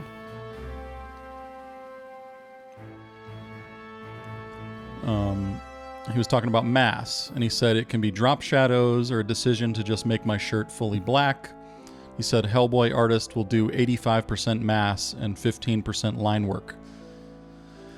And then he says, when you put masses in pictures, you'll find you want a main mass and then put smaller masses around it, help to integrate it. Does that make any sense to you? Do you know what he's talking about? Yeah, I mean, you'd have to kind of like, probably like, I don't know if there was a video that went along with it, but like if it's Not like... quite. He was just talking about masses, and I was like, what does that mean? That sounds really interesting, but I don't know what it means. Again, I think it's like, you probably see it if you look at like concept art, especially like very beginning concept art where it's just like the quick sketches. Or like if like you look at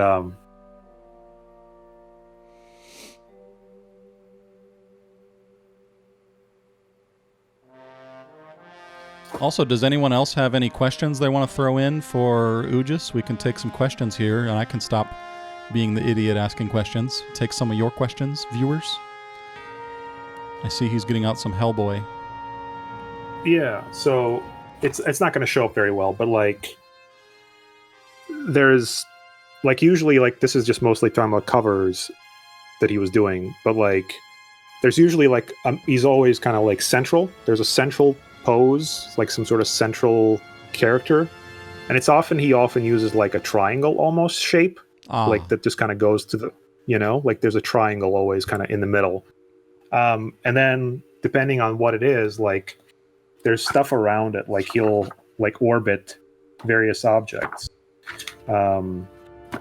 See if I can find one that's going to show up on screen, but it's basically to because you basically want to give the eye something to look at. Like if you have just one thing that's a mass and you're looking at it, you're like, oh, okay, and then you move on. But if there's like, let's say he draws like Hellboy and then there's fish around the Hellboy, like in a circle or going off kind of like to one side or something, like you suddenly start like, oh, okay, and you start following them because your eye just naturally is going to go and follow and look for stuff. And so, but you can do that with like rocks, or you can do that with anything.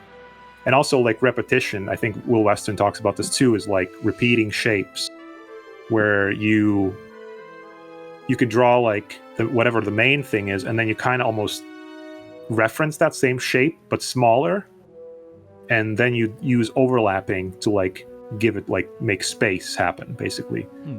So it's a very like it's kind of a thing where you just have to like kind of play with it and see what happens. Like you could almost like take like just open up a document and put in shapes, and I've seen some people just mess with it where they like they'll literally make kind of a scene out of like basic shapes, like a square, rectangle, whatever, but they just will, the way they place them, it either gives space or it doesn't, right? Like either it looks flat or it looks like it has like volume. Yeah, like depth. Yeah, so you're like suddenly like, so stuff like that is like, it's hard to understand unless you're like doing it all the time, I think. Like even I don't do that very often, but like I think about those things. Like I think about if I am drawing a scene and there's several characters, how do I like, because you're thinking about the silhouette often, like, right? Like you're thinking about, like if you draw a character standing with their arms like down next to them, like that doesn't look very interesting, no matter what you do, right? Like that's why, like if you're drawing, like even like you're drawing like a character sketch, let's say there's always a character with a hand out or two hands out, or they're like turned, they have a hand on the hip. There's something else going on so that the silhouette alone is interesting, right?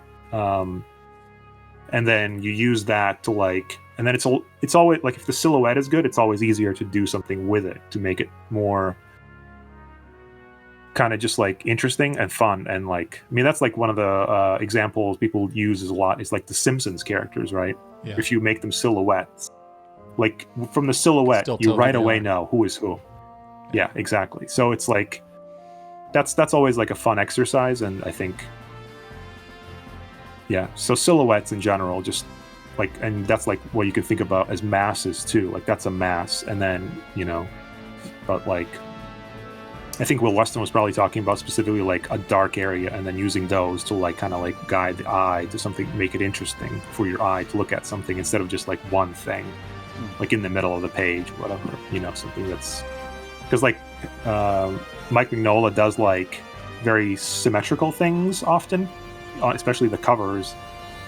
And so if he didn't do other stuff around it, like if he didn't do other characters coming in or like spears going off or something, he would like just be very boring. Like Hellboy is just standing there. He's not doing anything.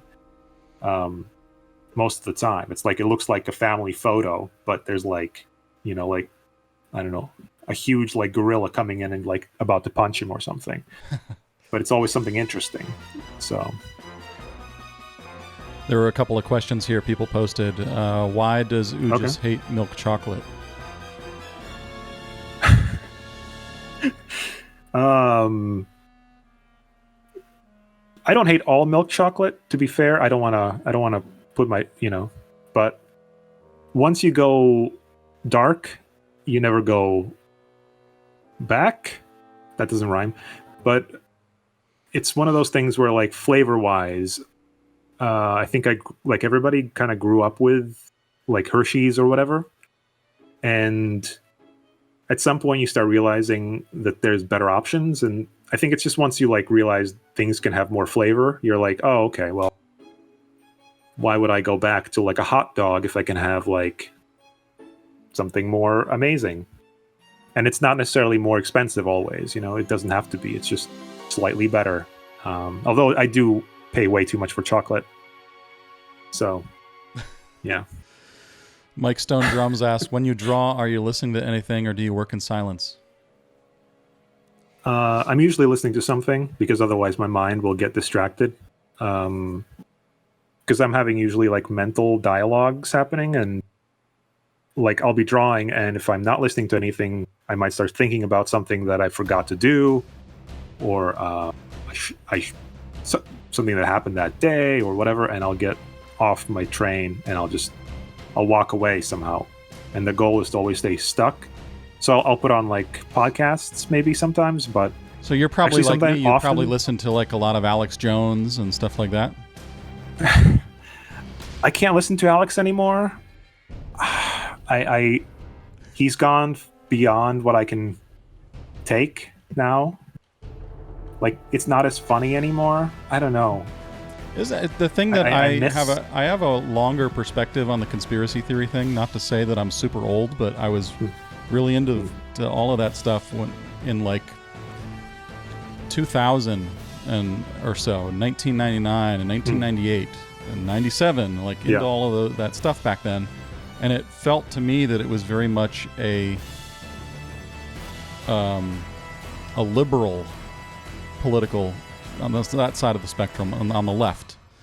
And now it's interesting that all of that stuff has shifted to completely right wing over the years, over a period of 20 years. It's like, what? How did those guys all get over there now? That's so weird.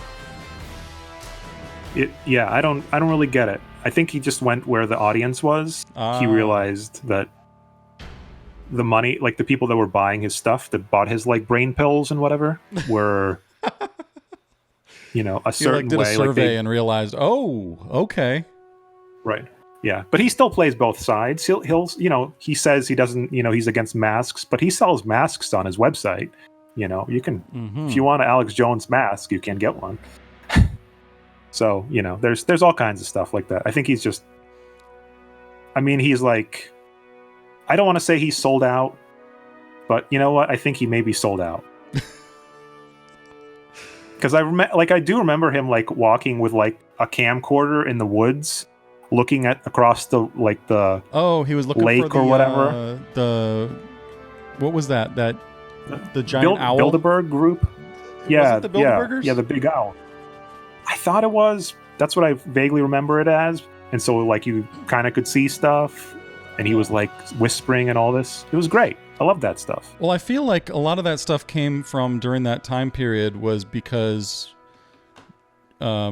George Bush and George W. Bush, they were part of Skull and Bones, and there was all this idea that, the Freemasons and the secret societies are controlling everything, and it's the conservatives, it's all those old white men controlling everything, and we're the young people. Right. And we don't want to be controlled by the Illuminati anymore and the lizard people and all this stuff. And then there was this shift over a period of 20 years where it was all like, it's the liberals, it's the liberal agenda and all of this stuff. It's so crazy. Yeah, I don't know. It was also like weird for a moment because for like the very beginning of like when Trump came in, he was like friends, buddy with Trump. Like Trump was on his show and all this stuff, like, that was like, very okay, disturbing. When I saw yeah. Well, Trump was also like in a shadow. It was very like, it looked like exactly the kind of stuff Alex would have been against, like this weird, like, whatever. But then like he turned against him again. Like they were like not really like getting along or something. I don't know. It's just very like, it's very strange. I'm not sure what Alex is doing, other than going on like Joe Rogan's podcast. You know, like aside from that, I'm not sure what he's doing because they took him off YouTube, I think. Finally, I guess. So I don't know. I don't know how he's doing. I hope he's doing okay. I don't want anyone to be sad. You know, I want him to be happy. But he's not entertaining me the way that he used to. There was, let's see, there's another question up here. In a time of peak social media and like me, stream me narcissism, do we love ourselves more in the virtual world and less in the real world? Dead Winston asks. That's a it's a good question. I don't know. I don't know if I like myself anywhere. That's a tough one. I think online I have this weird, like I'll pull punches because I know how permanent it is. Like I know how me saying the wrong thing, like for a year from now, could be misunderstood weirdly. So I do have that Like in my what kind of mind when thing? I talk.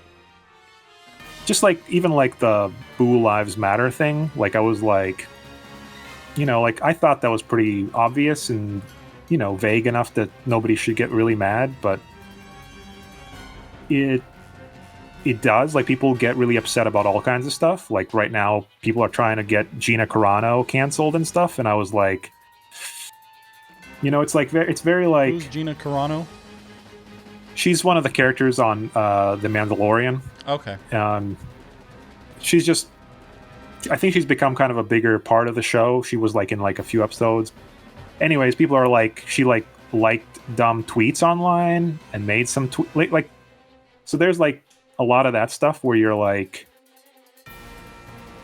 I'm consciously aware of it, that's a thing that happens, and Yeah. I'm not like important enough to like anybody care about what I say, but I still feel like some of that stuff, like it's not like it's going away. It's like, so I think about just like in general, like what I like the way I say things, you know, like because I can be, because I could easily forget that I'm not hanging out with my friends that understand what I mean, that understand my context, that understand like who I actually am. So online, it's always like a different thing. Like I think that's why like I had to get off Facebook, because I was basically finding out that so many of my friends were dumb. You know, like I didn't want to know that. Like I just, you know, because it's so easy to like repost things and present kind of very simple like opinions about things, and you don't think about it too hard, and then it bites you like a month later when you realize you're completely wrong, which happens all the time. I think people don't realize that. This is something actually me and Dead Winston have talked about. Like lots of people have not realized, and especially because of I think the pandemic and stuff, how many people are coming online, maybe for the first time, really like getting online and getting into the communities and all that stuff. They don't realize that people lie on the internet. Oh yeah. So they don't know. Like they really don't realize that, oh, okay, well, all these like, just because there's a group of like 10,000 people that all believe the earth is flat doesn't mean that the earth is flat, or that they're being oppressed in any way, or that they're the victim of something, or that they figured something out. Like that's not what's happening. It's just that they have their group. It's like it's like a Pokemon group or the Flat Earth group or whatever. It's their interest and they're into that thing, and it's fine as long as they don't run for office and try to like institute some sort of weird policy, right? Like it doesn't really matter. But like in Georgia, for example, like we had like a QAnon person win. Oh, like really? Okay. Yeah. In Georgia, so we have huh? somebody from, yeah. So, you know, it is what it is. I don't know. The internet is weird. I don't trust it. And I know that I'm always being watched. Even if I'm, you know, not important enough to be watched, but like everybody's getting watched. Like when I found out, like, and this is just recently, but like I found out that like Facebook, for example, logs even like things you don't post. Yeah. And I've plenty of times written Right. If you type something really in, long it saves rants. Yeah. Right. So, and that adjusts the algorithm for you again. Like, it's like, oh, okay, this guy was about to say horrible things. And then I think better of it. I don't post it, but it still didn't go away. So stuff like that, I think people don't realize necessarily. And they end up saying things or end up in these weird like vacuums where they don't get different opinions, and it becomes difficult for them to like navigate. And I don't know. I do worry about that. Whenever like commercials or ads for me online get too specific, like I'm like, okay, I need to do something. I need to change like what hashtags I use or something, because it's like clearly they've gone on top of me. Like they figured something out. Like if they like start posting socks, I'm like, oh no, they know I like socks. You know, it's like it's too much. So I do think about it, the internet. Yeah, I don't really know how to navigate it, but I just try to not offend people necessarily, because it's easy to offend people. It's much harder to get them to think about anything. So if I can get like even one person to think, I feel like I need to censor myself to an extreme degree all the time to not offend people, because I feel like if I have a talent, it's somehow just offending people in a really bad way. Just whether I'm just walking into a room or saying something to someone, like somehow I've always been offensive my whole life. And so I just, as I get older, I'm so tired of conflicts with people that I work really hard to not push negative buttons with people. Right. And I think the internet has, in a lot of ways, trained me on that. Yeah, for sure. I have the same thing. But I used to love that shit. I used to love trolling and getting in and upsetting people all day long, and just like I was so good at it. And I realized like that's a natural talent, and I got to the point where I was getting so many angry messages every day and so many angry comments that I just like had to back off and believe like, man, I'm really adding a lot of negativity to the world. Like that's like I'm almost like an evil person, like making so many people upset on a daily basis. It's like, what kind of person does that? Yeah, it made me really question, what am I doing? Yeah, I lost friends over stuff that I said. I mean, they weren't like great friends or anything, but like I lost people that were like vaguely friends from high school or something, just because I would call them out all the time, like actively, just like be like, oh, you said this, well, why don't you think about this, and then kind of just insult them as I did. And I mean, like I started like doing that stuff back in like AOL chat rooms, and you know, and looking back, I'm just like, yeah, that was weird that I did that. That I even like, that was my instinct. And back then, it was like such a positive like time, really, for the internet. And now, like everything seems like everybody's trolling. Yes, it's so easy for strange. Fights to start and things to just spiral. Oh yeah, so quick. It's crazy. Like I catch myself sometimes, like sometimes I still slip up. Like I'll still like, somebody posts like a video online and I'll just like write this like 3-paragraph response to a video that they did in like 10 minutes or something. And it's like, I have to like really then like think about what I'm doing with my life, that I have that kind of time. Yeah. And that it matters that much. Right. And it's like, it doesn't, but I just still like end up doing that kind of stuff. So it's very weird that, I don't know what that is. It's a weird, like, I don't want to say it's a handicap, but it's like, it feels like a handicap where I'm almost like compelled to like respond. Like I'm like, oh, this is stupid. Why did you post it? Yeah, it's difficult.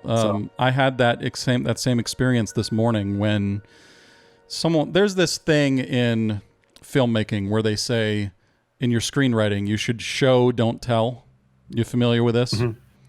Like don't have the characters say the plot or what's happening. Like, oh no, the ship is on fire and we need to type in the security codes before it explodes. kind of thing. Right. Like you're supposed to just show While them it's also reacting happening. to it and doing it. Well, so there's this. Someone posted on Twitter that in just a really angry way, like, it's show don't tell. Don't ever type in things like this, and don't have the characters ever say that, and like in this really condescending way. And it made me want to be like, man, have you ever even watched Star Trek? Like, go back and watch the original series. It's great, but the whole thing is exposition. You can watch the show without watching it. You can like put your phone across the room and not see anything and understand the entire story, because it starts every episode, Captain's log, stardate, blah blah blah. We are being pulled towards a hostile planet. Like, it's all exposition. And so I had this reaction where I was like, oh, I need to call bullshit on this person. Like, because they're always like, don't ever use voiceover. Don't ever use this. Don't ever use it. And I'm like, there's no rules about this. There's so many tools that you can use. Go back and watch tons of successful movies that do this. I mean, the Star Wars crawl starts with exposition of like telling you something instead of showing you. Right. But the way that this person was typing it, it made that urge in me to like, oh, I have to go on Twitter and disagree with them and tell them that they're wrong. But then I had to stop and be like, it's okay. They can just be wrong. Right. That's always, I love when I get there before I post something. Yeah. Yeah. Because it's,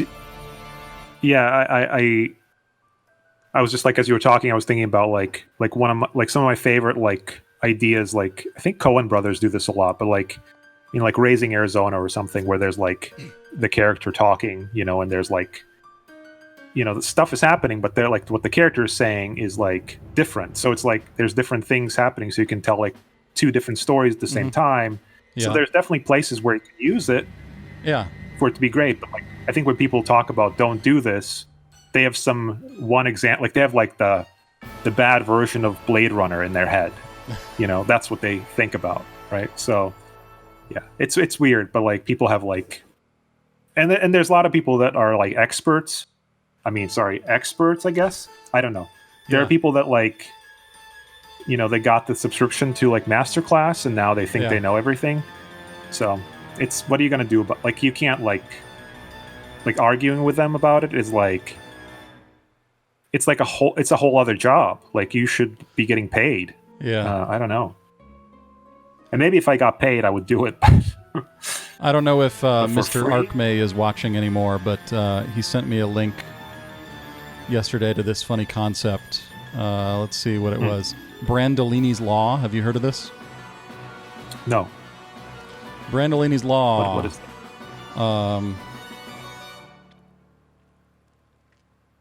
Where is it? If the text of each phrase requires a paragraph to disprove, each paragraph a section, each section a chapter, and each chapter a book, the whole text becomes effectively irrefutable and therefore acquires features of truthfulness. So it's like the idea is that the difficulty of debunking bullshit, the amount of energy needed to refute bullshit, is an order of magnitude bigger than to produce it. So it's like for every sentence that someone says that's a lie, you have to spend a whole paragraph debunking it. Right. And then they say another one, and it's just like, I don't have time for this. This is just... Which led me to this link to, what is it? Oh, boy. It was the Gish... What's it called? Gish Gallop? Yes, the Gish Gallop. Gish Gallop, which I thought was pretty funny. Where... And I run into this all the time when you're arguing with someone, and they throw out 10 things as this whole shotgun of like, you know, a cascade of things, and you're like, oh, okay, well, where do we start? That's like, this can take a long time. Yep. I mean, that's like, I feel like that's like entirety of like every speech the president was making was a Gish Gallop, right? Where you'd be like, where do I even start? Like, okay, so reference needed. No, you know, please, like, what are you talking about? Where did you get this? But he just kept going. He wouldn't stop, and he would keep going. And so, but that happens online all the time. Yeah, people will just like, or my other favorite one is the moment you do get something like, you're like, oh no, that's not true. Like, you actually kind of like prove that. They'll switch right away to, but what about? this other thing as if they're related when they're not. And I love that. That's like my favorite. Yeah. Favorite. So it's an impossible task. I mean, I kind of feel like even when you're arguing with someone like that, you're like kind of like plucking a leaf off of their tree, and then like it just grows back, and you've got a whole tree here that you've got to deal with. Like there's no way right. you're ever going to make any progress. Yeah, I think I've heard like various people talk about this like problem of like when they're talking about we're arguing with like I think this was specifically an example of them arguing with like people that deny the Holocaust, and you're basically kind of like if you start arguing on their level, they kind of win because you stay in their kind of zone of even like acknowledging it. Weirdly, it's like a weird place to be where you kind of like you can't even engage necessarily because it's like you're losing right away. You're basically always at a disadvantage because like they're playing by different rules. They're like, they keep like, what is it, like moving goalposts or whatever the saying, but they'll just keep moving along, like as if like that one thing you disproved doesn't matter. What about this other thing? What about this other thing? What about this other thing? And you're like typing as quickly as you can to look up references, it's like as you want to be right or get it right. Like, but I guess that stuff like is weird to me because like sometimes I wonder why when they do things on like actual debates and they have a moderator, and I wonder why doesn't the moderator say, have, okay, no Gish Gallup, stop that. Yeah, but also like I would give the moderator an earpiece and somebody like a whole team of people in the back checking so that he could like be like, no, that's not even a thing. You made this completely up. This came from a tweet. When they would say, he said that, that's what he said. And the other guy says, I didn't say that. Okay, well, here's the clip. He did say it or he didn't. Like, can we play the clip? Yeah. There it is. Exactly, yeah. And I think that with like technology nowadays, what it is, you could do that. You could actually like just be like, no, this is you saying it word for word. Here it is. Yeah. So that's always like, I'm always baffled when that doesn't happen because I'm like, well, you have this opportunity. You're talking to this super important person that could like influence lots of other people. Maybe hold them to account. Maybe be like, I don't know. That's like one of those things that's very frustrating. Like, that's why like debates are frustrating in general because it's like whoever's on stage is basically like whoever has the best charisma can win a debate. It's like, yeah, I don't know. It's a little sad, I guess. It's whoever acts like they're right in the end wins. Right. Yeah. So. Well, maybe we should wrap up here on this Thanos drawing that I just brought up, which is very cool. I like this a lot. It's very sketchy looking. Yeah. You've got the white pencil, I guess. It's a pencil or paint? I think it's again the same pen, the jelly roll. So is that like what does the tip look like? It's just like a this kind of thing. Like okay. It's just a basic pen, like a roll.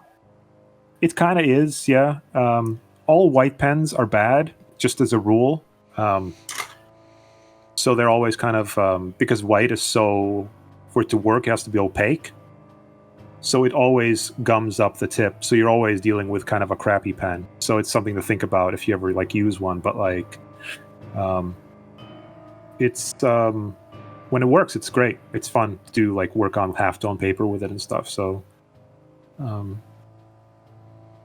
yeah, looks really good. But yeah, this is very kind of sketchy. It looks like the only black you used was on the word Thanos. Yeah. So that's cool too. I like that. It's a good choice.